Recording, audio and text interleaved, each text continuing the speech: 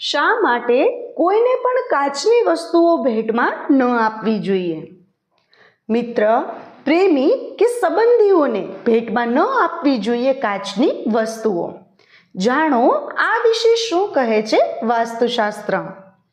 ઘણી વખત કોઈના જન્મદિવસ અથવા અન્ય પ્રસંગ દરમિયાન આપણે ભેટ માટે કોઈ આકર્ષક કાચની વસ્તુઓ પસંદ કરીએ છીએ. પરંતુ શું કાચની વસ્તુઓ ભેટમાં આપવી યોગ્ય છે? ચાલો જાણીએ આ વિશે શું કહે છે વાસ્તુશાસ્ત્ર. હિન્દુ ધર્મમાં વાસ્તુશાસ્ત્રનું ઘણું મહત્વ જણાવવામાં આવ્યું છે અને એમાં આપણા જીવન સાથે જોડાયેલ ઘણા પહેલુઓનું પણ સમાધાન છે. હાલ આપણે જાણીશું કાચની ભેટો અંગે. ઘણા લોકોનું માનવું છે કે કાચની વસ્તુઓ ભેટમાં આપવી યોગ્ય છે અને અમુક લોકો આને યોગ્ય માનતા નથી. તમને પણ આ પ્રશ્ન થતો હશે. તો આ અંગે વાસ્તુશાસ્ત્રમાં શું કહેવામાં આવ્યું છે? ચાલો જાણીએ આ વિશે વિસ્તારથી. કાચની ભેટ આપવી યોગ્ય છે કે ખોટું? ઘરમાં રાખેલી કાચની વસ્તુઓ જેમ કે ફૂલદાની, સુશોભનની વસ્તુઓ, આકર્ષક અરીસાઓ કે અન્ય કોઈ પણ સુંદર વસ્તુ, આનાથી તમારા ઘરની સુંદરતામાં પણ વધારો થાય છે. અને કાચની બનેલી ઘણી વસ્તુઓનો ઘરમાં અનેક રીતે ઉપયોગ થાય છે. પરંતુ જ્યારે ભેટની વાત આવે છે ત્યારે તેને અલગ રીતે જોવામાં આવે છે.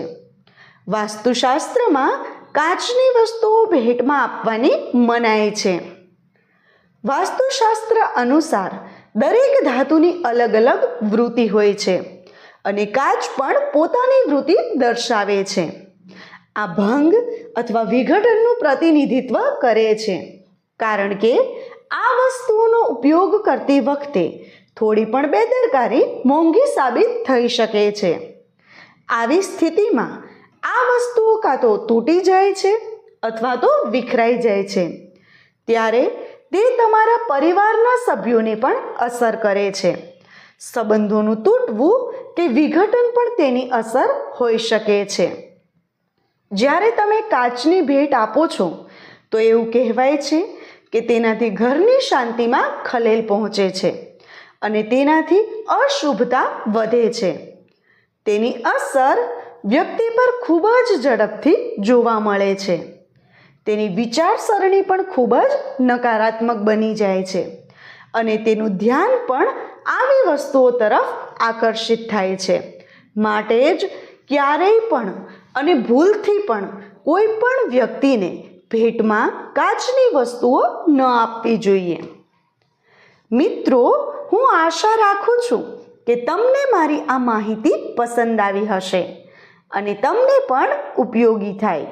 તેમજ વિડીયોને લાઈક અને વધુમાં વધુ શેર કરવાનું ભૂલતા નહીં, જેથી ઉપયોગી માહિતી દરેક લોકો સુધી પહોંચી શકે. અને હા મિત્રો, તમને અમારો વિડીયો કેવો લાગ્યો એ કમેન્ટ કરીને જરૂર જણાવજો. વિડીયો જોવા માટે ધન્યવાદ.